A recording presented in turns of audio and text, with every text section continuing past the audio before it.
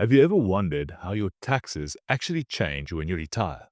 Most South Africans assume that once the salary stops, the tax paying also stops. Unfortunately, retirement taxes don't disappear, they just change shape. And if you don't understand how they change, you can end up paying far more tax than necessary every single year of retirement. That's why in today's video, I'm going to walk you through the different types of income you can earn in retirement, how each one is taxed in South Africa, and most importantly, how smart planning can reduce your long term tax obligation.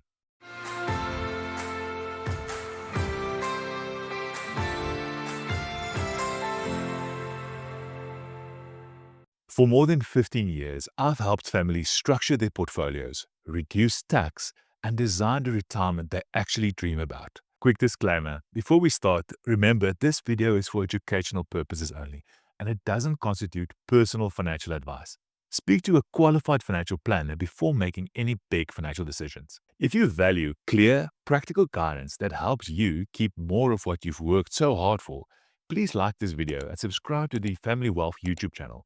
It really helps us reach more South Africans who are trying to retire with confidence and not confusion. Let's start with some good news. When you stop earning a salary, pay as you earn on employment income stops. Skills Development Levy and UIF also fall away.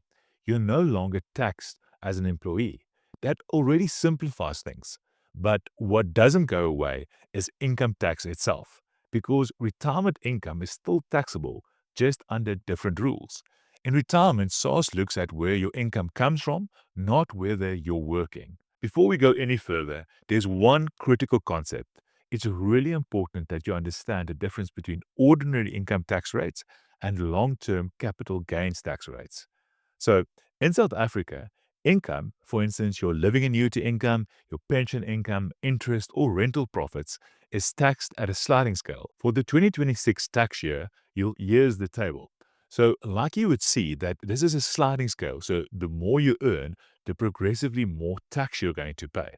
So, let's take a practical example. Tabu earns 480,000 Rand per year from his living annuity. According to the SARS tax table, his tax is calculated as follows. He's going to pay 77,362 Rand plus 31% of his taxable income above the threshold of 370,500 Rand. His tax calculation would look as follows. So what you would see here is that he's going to pay approximately 111,307 Rand of tax before rebates, which is very important. In South Africa, tax rebates increase as you get older. You can find the rebate table also on the SARS website. So if we come back to Tabu's example, because Tabu is older than 65, he qualifies for the primary rebate, which is 17,235 Rand, and a secondary rebate because he's over the age of 65, which equates to 9,444 Rand. That's a total rebate of 26,679 Rand. If we apply this to Tabu's tax calculation, we'll see that his 111,307 Rand tax payable gets deducted by 26,679 Rand, which equates to a total tax bill of approximately 84,628 Rand, which is important because this also doesn't take into consideration any retirement annuity contributions or the medical aid tax credits that he might receive. This is just a broad example. Because of these rebates, there are also tax thresholds, meaning levels of income that you can earn before you have to pay any tax. For the 2026 tax years, if you're under the age of 65, you can earn approximately 95,750 Rand before paying tax. If you're between the age of 65 and 74, you could earn about 148,217 Rand. And here's an important one. If you're older than 75, you can earn approximately 165,689 Rand before having to pay a single Rand of tax. This is important because if your total taxable income are below these levels, you pay no income tax. And this is exactly why drawdown strategy matters so much in retirement. Capital gains tax, or CGT, works very differently from normal income tax in South Africa. The first thing is to understand is this. CGT is not a separate tax. It forms part of your normal income tax calculation. And crucially, You are taxed on the profit you make when you sell an asset, not on the full selling price. That already makes a big difference because CGT is most of the times far more tax efficient than normal income tax. When you dispose of an asset, for example, selling a property, selling shares in a unit trust, or selling an investment that you have, you calculate the capital gains as follows. Step 1, you calculate the proceeds. This is the selling price minus any selling costs, such as estate agent commission, advertising costs, and so forth. Step 2, you determine the base cost. The base cost includes the original purchase price plus any costs of acquisition and improvements. And then step 3, you calculate the capital gain. So the capital gain is the proceeds less the base costs. Here's the key advantage. For the 2025-2026 tax year, only 40% of your net capital gain is included in your taxable income. That portion is then taxed at your marginal income tax rate.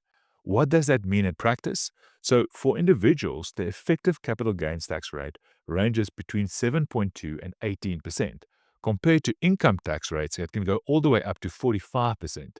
This is why capital-based withdrawals are often far more tax efficient in retirement than income-based ones. South Africa's CGT system includes several meaningful exemptions.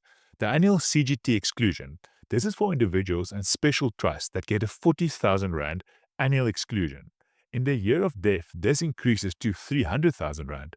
This means the first portion of your capital gains each year is completely tax-free, up to the 40,000 Rand or the 300,000 Rand if you pass away. Next, we have the primary residence exclusion.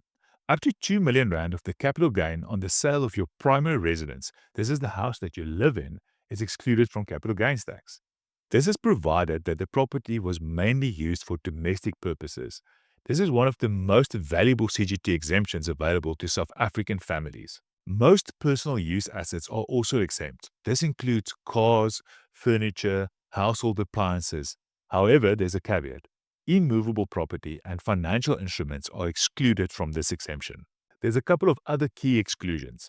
Capital gains tax does not apply to retirement fund benefits or payments from original long-term insurance policies, so it's very important to take note of this. Next, we're going to look at transfers between spouses. Transfers of assets between spouses are CGT3. This tax is effectively deferred until the asset is sold eventually by the spouse. This is an important estate planning tool when used correctly. This is the reason we spend so much time on income sequencing at Family Wealth. Because income is taxed heavily, capital gains is taxed lightly. A well-structured retirement plan doesn't just ask, how much do you need? It also asks, should each rand come from income or from capital? And this is important because over a 20 to 30 year retirement, that difference can mean thousands of rands in unnecessary taxes. Let's start with the most common retirement income sources. When you retire from a retirement annuity or a company pension fund or a company provident fund, you typically are allowed the following. You can take up to 1/3 as a lump sum withdrawal and use the rest to buy a living annuity or life annuity. This lump sum is taxed according to the retirement lump sum tax table, where the first 550,000 Rand of your lifetime is currently tax-free. Above that, the tax increases progressively. When it comes to a living annuity income, this is taxed as normal income, added to your other taxable income, and subject to marginal income tax rate.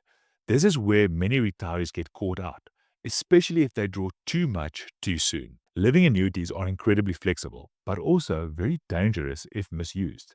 You choose how much income to draw. You can draw between 2.5% and 17.5% per year.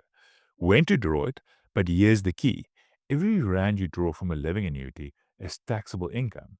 There's no pay-as-you-earn buffer like during employment. Poor drawdown decisions can push you into a higher tax bracket. At Family Wealth, drawdown strategy is one of the most important parts of retirement planning. Many retirees love cash and interest-earning instruments, but cash can quietly destroy your tax efficiency. Interest from, for instance, bank accounts, fixed deposits, or money market funds is taxed as income in your own name. However, South Africa does provide an interest exemption, which is currently sitting at 23,800 if you're under the age of 65 and 34,500 if you're over the age of 65. But once you exceed those limits, interest is fully taxable at your marginal rate. This is why holding large cash balances in retirement can be very expensive from a tax point of view. Dividends are taxed differently and more favorably. In South Africa, dividends are taxed at 20%, usually withheld at source. That this is not added to your taxable income. This makes dividend-generating investments far more tax efficient than interest-heavy ones, especially in discretionary portfolios, also depending on your marginal tax rate. When it comes to rental income is taxed as income, but only on your net profit. You can deduct, for example, your bond interest, rates and taxes, maintenance, insurance, and so forth. For many retirees, property works best when debt is reduced, net income is stable, and tax efficiency is actively managed. Here's the thing. Retirement tax planning doesn't stop with income. You also need to consider estate duty, which can be between 20 to 25% depending on the size of your estate. Executors' fees, liquidity shortfalls, forced asset sales. There are many tax problems in retirement that only show up after death when it's way too late to fix them. Most retirees don't overpay tax because they're reckless. They overpay tax because they draw income from the wrong place, at the wrong time, and in the wrong order. At Family Wealth, we don't just ask, how much do you need per month? We also ask, where should that money come from this year and next year and 10 years from now? And what withdrawal strategy is going to be the most tax efficient? Retirement tax planning isn't about avoiding tax, it's about paying the right tax at the right time in the right way. And that requires a proper plan, not guesswork. If you'd like help building a tax efficient retirement income strategy, which forms a critical part of what we call the Retirement Master Plan, you'll find the link in the description below to book a complimentary exploration call with one of our professional team members. And if this video helped you, please do us a favor, like it, subscribe, and comment below. How do you feel about paying taxes in retirement? If you're interested in more information of how you can potentially reduce your tax obligation before and in retirement, we've done a dedicated video. You'll find the link in the description below. Until next time, I'm Harvey Swart. This is Family Wealth. Keep investing into your future.